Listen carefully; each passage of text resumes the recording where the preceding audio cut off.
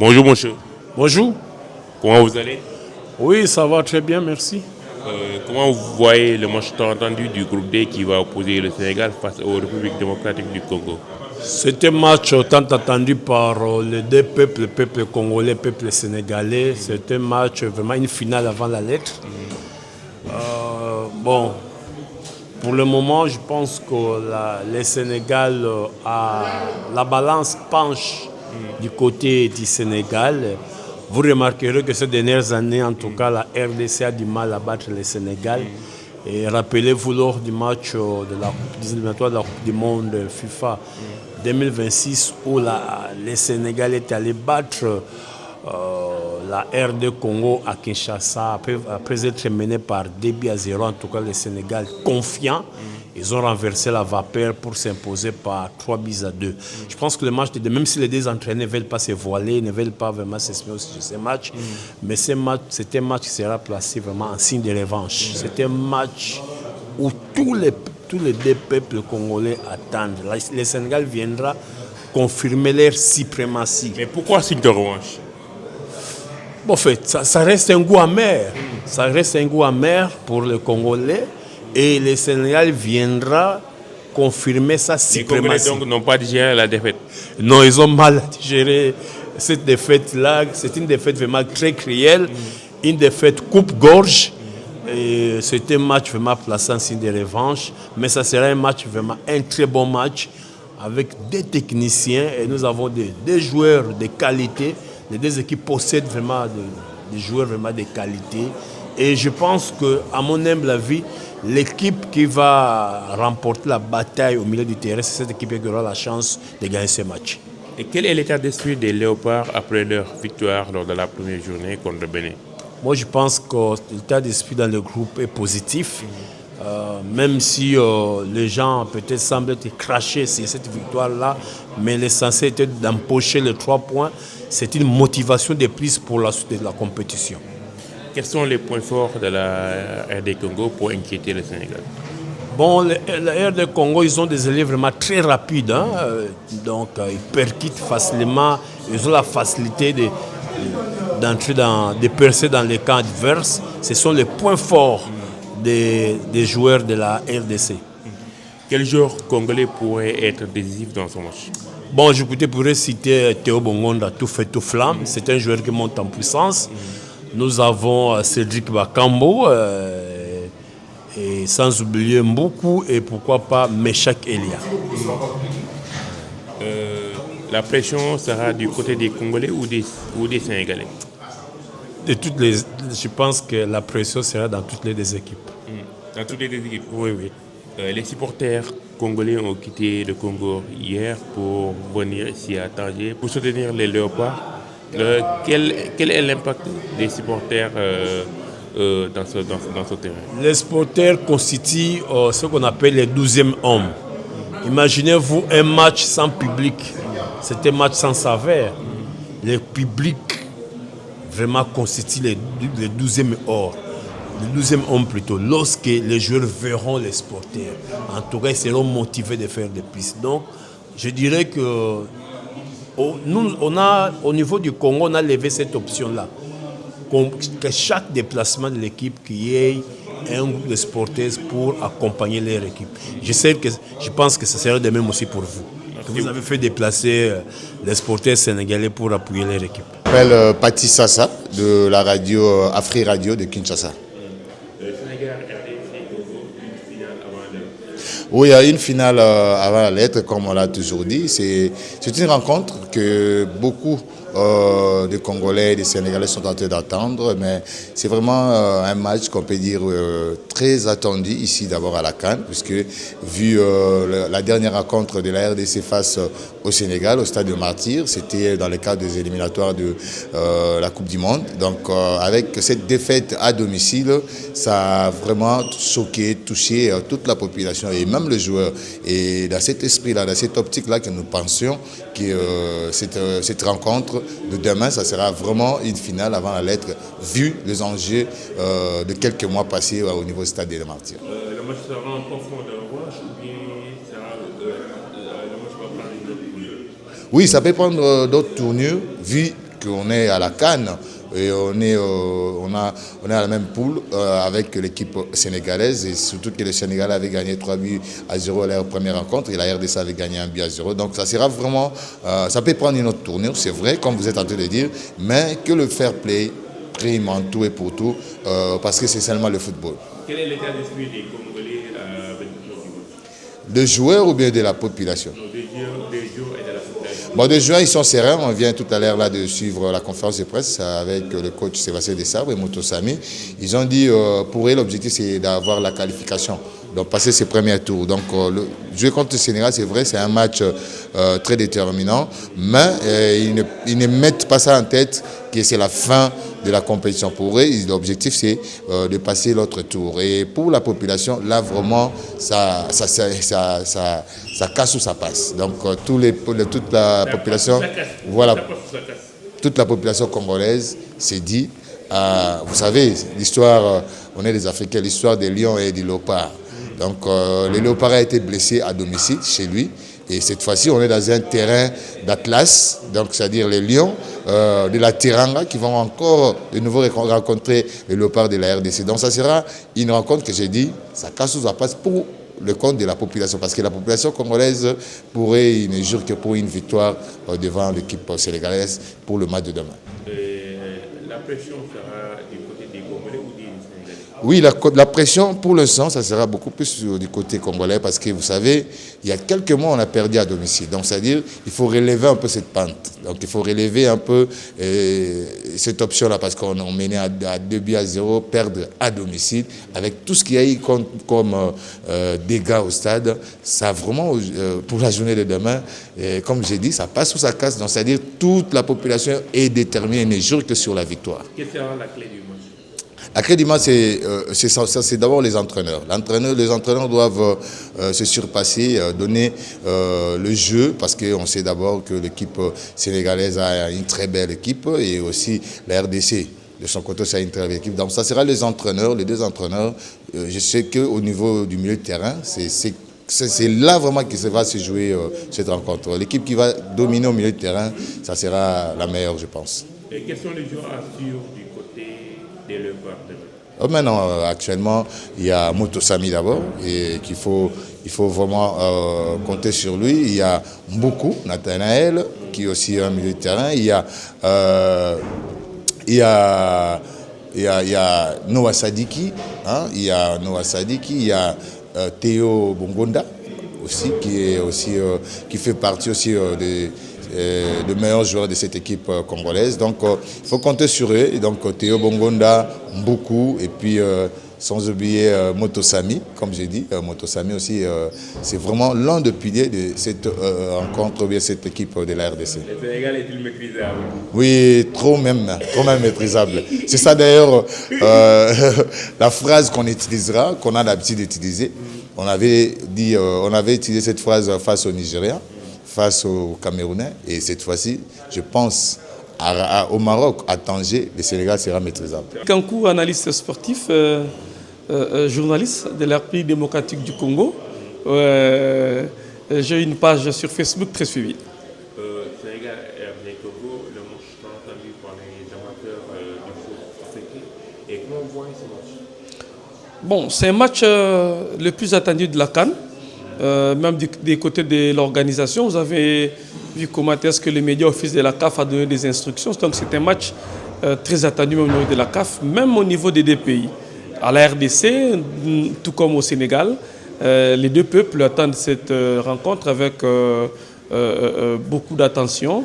Et je crois que le meilleur sur terrain va gagner. C'est un match qui se joue au-delà des matchs. C'est un match où ceux qui sont mentalement prêts peuvent aller gagner cette rencontre. Donc c'est un match qui ne respecte pas le principe. C'est un match qui ne se joue pas seulement sur le plan technico-tactique. Et au-delà de tout ça, l'équipe qui sera mentalement une équipe forte va prendre l'ascendant sur l'autre, mais aussi sur le plan des entraîneurs. L'entraîneur qui met un dispositif qui va contrer l'autre et arriver à se ressaisir dès l'entame de la rencontre ou encore à gérer les dernières minutes de la rencontre sera l'entraîneur gagnant. Pourquoi le match ne se joue pas sur l'espace technico-technique? Pourquoi vous dites? Tu as dit que le match ne se joue pas sur l'espace technico-tactique. Pourquoi? Oui, c'est par rapport au match. Il y a des rencontres calmes, il y a des rencontres très attendues. Et cette rencontre est une rencontre vraiment attendue entre la RDC et le Sénégal. Donc, le tout ne se joue pas seulement sur le terrain. Le tout se joue aussi en dehors de la rencontre, en dehors du terrain. Vous pouvez vous préparer techniquement et tactiquement très bien, mais vous arrivez sur le terrain, on vous déstabilise sur le plan psychologique.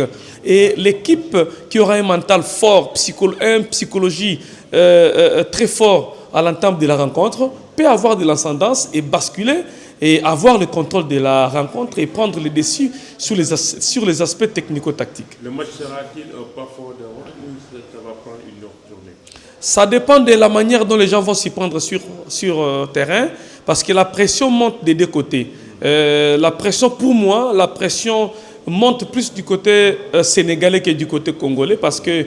Mais pourquoi la pression monte du côté sénégalais que du côté congolais?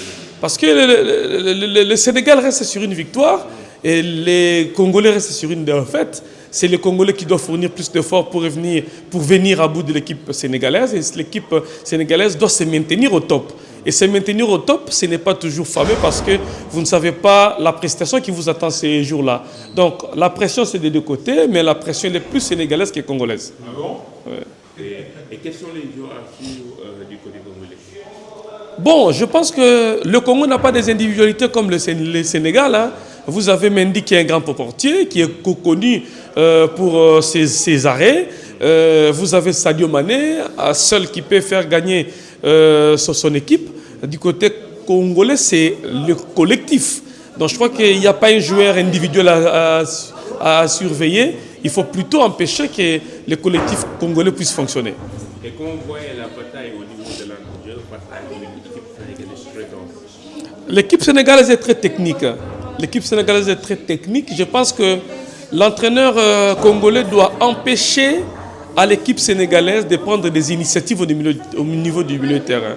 Si ça ne dépendait que de moi, je demanderais à Sébastien Desabre de mettre un milieu de terrain défensif avec beaucoup de casseurs, comme le fait Makelele, comme le fait le Congolais qui est l'équipe de Madrid. Son nom m'a échappé. Je crois qu'un milieu de terrain avec beaucoup de casseurs pour empêcher l'équipe sénégalaise à prendre des initiatives. Parce qu'au match aller à Kinshasa, lors des barrages, c'était pas un match aller, donc lors du match des barrages, le Sénégal a plus eu des organisations au niveau du milieu de terrain qui a fait mal à l'équipe adverse. Donc il faut plutôt obliger l'équipe à sauter des lignes. Nous avons des défenseurs très élancés qui vont peut-être enrayer les tentatives, mais ne pas laisser l'équipe sénégalaise à s'organiser au niveau du terrain. Donc s'ils s'organisent au niveau du milieu de terrain, ils ont des techniciens qui vont plus voir la défense, parce que le match des barrages, la défense de la RDC, Chancel Mbemba avait beaucoup plus souffert parce qu'il y avait trop d'initiatives au niveau du milieu de terrain. Iliman Ndiaye sera-t-il maîtrisable demain? Pardon? Iliman Ndiaye sera-t-il maîtrisable demain? Il n'y a pas de maîtrisable avant les rencontres. On maîtrise un joueur sur le terrain. Je crois que l'entraîneur congolais est en train de monter des dispositifs pour maîtriser, parce qu'on ne peut pas dire que Mendy sera plutôt le milieu de terrain du Sénégal sera maîtrisable avant la rencontre. Ça peut aussi être, ça ne peut pas aussi être le cas sur les terrains. Mais je crois et je suis sûr que Desabre a suffisamment tiré les leçons de ces joueurs. Il a dit en conférence de presse que lors de cette rencontre à Kinshasa, plusieurs joueurs étaient en mercato. On n'avait pas de joueurs en compétition. Aujourd'hui, la plupart des joueurs congolais ont joué déjà des matchs de championnat. Donc, ils ne sont plus des joueurs de la fois dernière. Ils vont tout faire pour présenter un bon match face au Sénégal. L'équipe congolaise a voyagé hier par TGV pour Rachid Tanger. Est-ce que sur le plan climatique, le Sénégal n'a pas devancé les Congolais? Non, la plupart des joueurs congolais ne sont pas des joueurs qui jouent en Afrique. Parce que nous avons une sélection extravertie par rapport au championnat. Parce que nos championnats connaissent des petits problèmes. Les sélectionneurs est extraverti. Il a pris des joueurs qui évoluent en Europe. Donc le climat n'a rien à voir, parce qu'ils sont habitués à jouer au championnat français, championnat anglais, suisse. C'est là où il fait très froid. Donc je crois que le climat ne sera jamais un obstacle pour les joueurs congolais. Par contre, la plupart sont habitués à jouer dans ces climats. Quelle sera la clé du match? La clé du match, ça va se jouer sur le plan mental. Là, je l'ai dit et je l'insiste, ça va se jouer sur le plan mental. L'équipe qui sera mentalement forte va prendre les décisions sur l'autre. Mais aussi, c'est sur le plan des dispositifs, sur le plan des entraîneurs. Une rencontre, au-delà d'une rencontre, une rencontre qui va se jouer aussi en dehors du terrain. Donc, les dispositifs montés par les deux entraîneurs, le plus meilleur prendra l'ascendance sur l'autre. Bon, ça sera un vrai match, un match très important. L'un des beaux matchs de cette compétition parce qu'il est très attendu, vu les qualités des joueurs de part et d'autre et vu également l'enjeu parce que c'est le deuxième match du groupe D. D'un côté, Sénégal a déjà 3 points, la RDC également, mais vu ce qui s'était passé à Kinshasa lors de ce match des éliminatoires de la Coupe du Monde où le Sénégal a renversé la RDC chez lui à la maison, je pense que cette blessure est encore trop visible dans le chef de beaucoup des Congolais qui pensent vraiment à une vengeance, même si Sébastien Desabre, l'entraîneur congolais, n'a pas voulu le dévoiler lors de cette conférence de presse d'avant-match.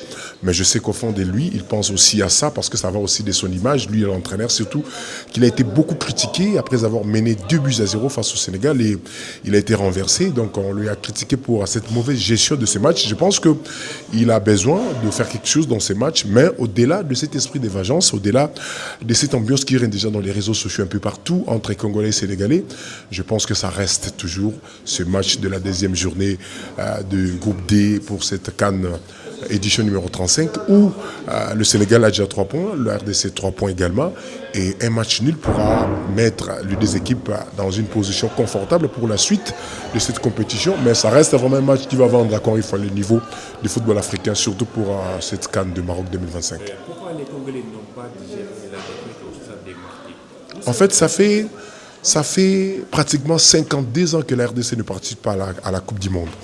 La Coupe du Monde, c'est la grand-messe internationale de football. C'est une fête. Et le fait de prendre beaucoup d'années de ne pas participer, ça dérange un peu les Congolais. Et le chef de l'État congolais, Félix Antoine Tshisekedi, c'est lui, le premier sportif du pays. Cette volonté, cette décision de voir la RDC signer son grand retour à la Coupe du Monde est partie de lui. Et cette volonté, cette décision a été interprétée par tous les Congolais. Et devant ce match, c'était pratiquement la dernière carte à jouer pour penser à ces grands retours à la Coupe du Monde et mener 2-0, être renversé. Et vraiment, c'était très choquant, très douloureux, vu également ce qui s'était passé lors d'un dernier match également entre la RDC et la Tunisie, toujours au stade des Martyrs, où la RDC menait par 2-0. Il a été rejoint au score par la Tunisie. Donc, devant cette histoire, et voilà ce qui a installé un peu la colère dans le chef de beaucoup de Congolais. Mais ce qui est passé est passé. Et voyons l'avenir, ce qui est aujourd'hui, ce qu'il faut retenir aujourd'hui est que la RDC va rencontrer pour une fois le Sénégal pour cette deuxième journée de groupe D de la CAN Maroc 2025. Ce sera un match important qui va vendre l'image du football africain, mais ça reste également un match important pour les deux équipes. Depuis 50 ans, la RDC n'a pas gagné le Sénégal. Est-ce que les Léopards vont-ils mettre paix au Sénégal? Bon, au-delà de ce match de deuxième journée de groupe D, il y a également l'histoire qui accompagne ce match. Nous venons de parler de cette histoire récente de la victoire sénégalaise à Kinshasa. Et également, c'est depuis 1975 que la RDC n'a pas battu le Sénégal. Cette histoire-là est trop énervante, mais je pense que la RDC va chercher à signer sa toute première victoire récente devant le Sénégal. Mais au-delà de cette recherche de la victoire, il faut chercher au moins le match nul pour espérer continuer dans cette CAN. Parce qu'au-delà d'une histoire particulière entre les deux équipes, il y a également la CAN. Donc il faut bien positionner pour espérer continuer à aller trop loin dans cette CAN où la RDC vise également les titres. Sur quel aspect de match faut-il se décanter? Bon, sur de petits détails, devant ce genre de match, je sais que de part et d'autre, le niveau mental est très élevé également. Il y a des qualités techniques de part et d'autre. Moi, je pense que ça va se jouer sur de petits détails. C'est l'équipe qui sera un tout petit peu déconcentrée dans le match. Il va apprendre le but. Surtout celui qui va marquer en premier. Et si, dans sa tête, il voit que non, j'ai déjà gagné le match, ça sera peut-être le scénario de Kinshasa parce que la RDC avait mené par 2-0 et il a été rattrapé voire même dévancer au score à Kinshasa à la dernière minute. Je pense qu'il faut rester concentré du début jusqu'à la fin du match et la victoire pourrait venir de cette manière. La pression sera du côté sénégalais ou du côté congolais? Bon, je pense que je reste au milieu du village étant journaliste. Et un journaliste est apatride, mais je suis congolais. Je souhaite voir la RDC vraiment signer sa première victoire récente devant le Sénégal. Mais le terrain, au-delà de tout ce qu'on peut dire, les analyses restent sur le papier. Le terrain peut toujours nous proposer autre chose. Et je souhaite bonne chance à toutes les équipes qui feront certainement la fierté de l'Afrique. Ça ne sera qu'une finale, mais dès la phase de groupe, entre ces deux mastodontes du football continental et puis de ces groupes D. Après, ça reste un match d'une phase classique. On est encore dans la phase des championnats. Ça n'aura rien de définitif pour la suite de la compétition, car les deux équipes auront deux matchs, et plutôt un match à discuter après ces chocs. Ce match sera un point fondant ou bien cela va prendre une autre tournée? Bon, j'ai aimé ce que les deux entraîneurs ont dit, ils se sont respectés, ils se sont montrés respectueux l'un envers l'autre. Après, de chaque côté, il y a un affichage d'un certain optimisme des part et d'autre. Du côté congolais, on ne veut pas aborder ce match comme si c'était une opportunité de revanche parce que on sait que le Sénégal, c'est une grande équipe. Mentalement, ils sont forts. Physiquement et techniquement, ils sont imperturbables. Et je ne pense pas que le Sénégal reste focus sur ce qui s'est passé à Kinshasa.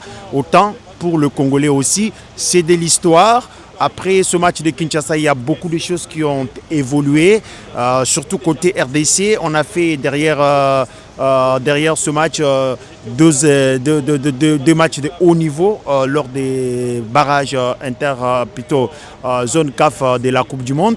On a battu le Nigeria, on a battu le Cameroun. Je pense que dans la tête des Congolais actuellement, c'est que l'équipe a progressé par rapport à cette équipe-là qui était battue au Stade des Martyrs contre le Sénégal.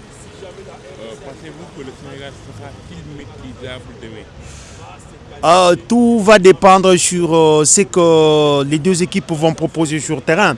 Le Sénégal reste difficile à manœuvrer avec ses forces, notamment son attaque qui est très dynamique, avec un garçon comme Iliman Ndiaye qui est imperturbable sur son couloir droit.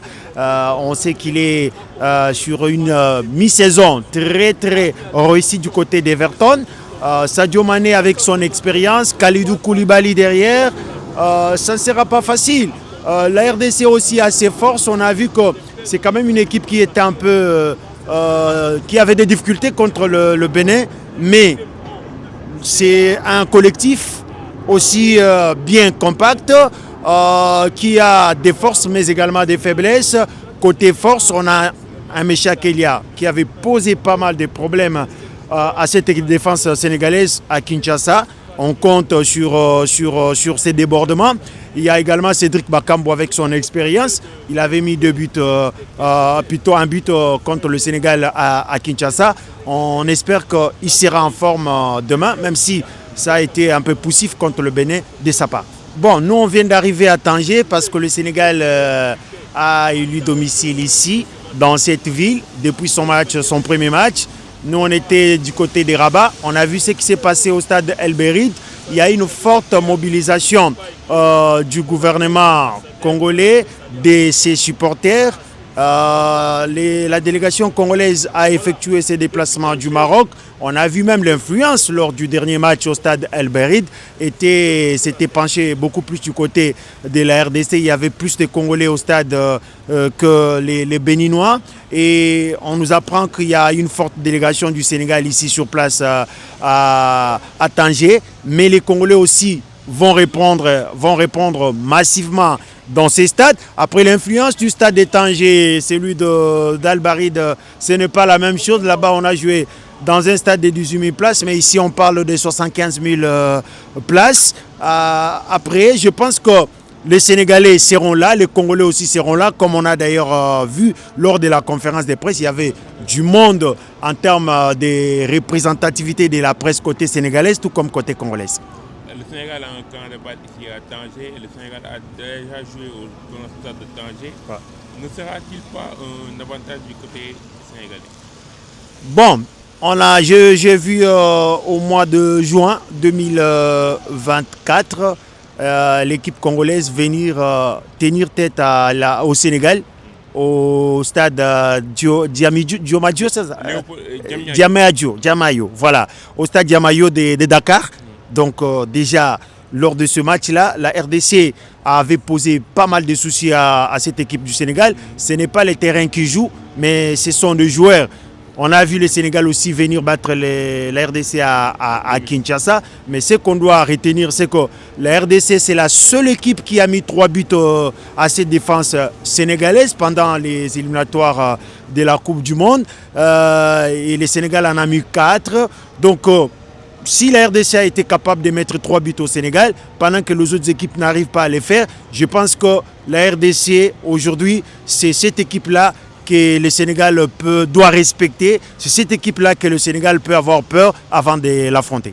Je crois que c'est un match qui tient encore à toutes ses promesses, dans la mesure où les deux équipes se sont montrées très décontractées en conférence de presse d'avant-match.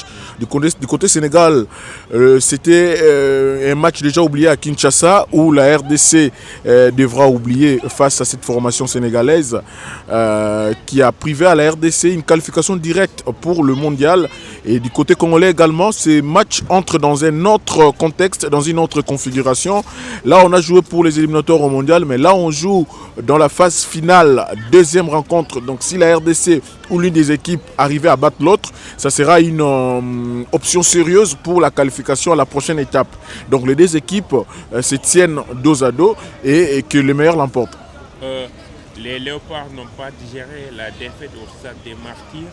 Ce match ne sera-t-il pas un profond de revanche pour les Congolais? Oui, il y a toujours une dose de revanche, quand bien même que les Léopards de la RDC se remettent déjà de leurs blessures après les 2 victoires au barrage, c'est-à-dire face au Cameroun et face au Nigeria.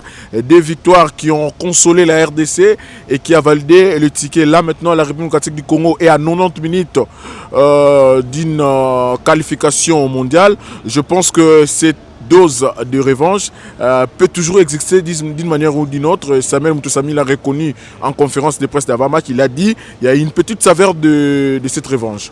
La tension monte sur les réseaux sociaux. Beaucoup de supporters congolais préfèrent gagner le Sénégal et perdre au second tour que le Sénégal gagne le Congo. Oui, je pense que c'est une envie normale pour une nation qui s'est fait battre chez elle à domicile par une autre nation. Mais maintenant, là, il faudra pas seulement rester sur les réseaux sociaux, il faudra maintenant mettre les éléments de comparaison en jeu, les valeurs techniques des 2 équipes pour arriver à prédire une quelconque victoire pour l'une ou l'autre équipe. Le match va se décanter sur quel aspect? Je pense que la différence va se faire au détail. Je pense que le détail va déterminer l'issue de cette rencontre. Pourquoi pas l'issue même de cette compétition pour le Sénégal et pour la République démocratique du Congo, parce que dans ce genre de rencontres, ça se joue plus sur les détails que sur l'ensemble du match que l'on peut analyser. Quels sont les joueurs à suivre du côté congolais? Du côté congolais, il faut faire très attention à Théo Bongonda qui a déjà trouvé le chemin du filet face au Bénin. Cédric Bakambu qui a également trouvé le chemin, mais malheureusement le but a été refusé pour une position litigeuse. Il y a Nathanaël Mboukou qui apporte justement de la percussion sur le côté, mais chaque Elia également. Tous ça va quand même animer les actions offensives. Et les 2 latéraux également de la RDC se projettent très vite en avant. Il faut faire très attention avec Arthur Maswaku et de l'autre côté Aaron Van Bissaka. Iliman Ndiaye sera-t-il maîtrisable demain? Je pense que beaucoup de choses ont changé depuis la dernière rencontre entre la RDC et le Sénégal. Je pense que Sébastien Desabre ne va pas monter un plan contre Iliman, mais suffisamment, on va tenter quand même de le maîtriser, comme vous l'avez dit.